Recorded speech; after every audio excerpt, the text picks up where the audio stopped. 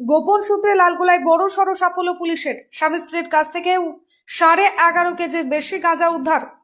গোপন সূত্রের ভিত্তিতে পরিচালিত বিশেষ অভিযানে লালগোলা থানা পুলিশের হাতে উদ্ধার হলো বিপুল পরিমাণ গাঁজা। বৃহস্পতিবার 8ই জানুয়ারি 2026 তারিখে বৈকাল আনুমানিক 4:45 নাগাদ লালগোলা থানা এলাকার কদমতলা শিশুর মোড় সংলগ্ন নসিপুর অঞ্চলের একটি বাড়িতে এই অভিযান চালানো হয়। অভিযানে অংশগ্রহণকারী পুলিশ দল নির্দিষ্ট তথ্যের ভিত্তিতে ওই বাড়িতে তল্লাশি শুরু করে।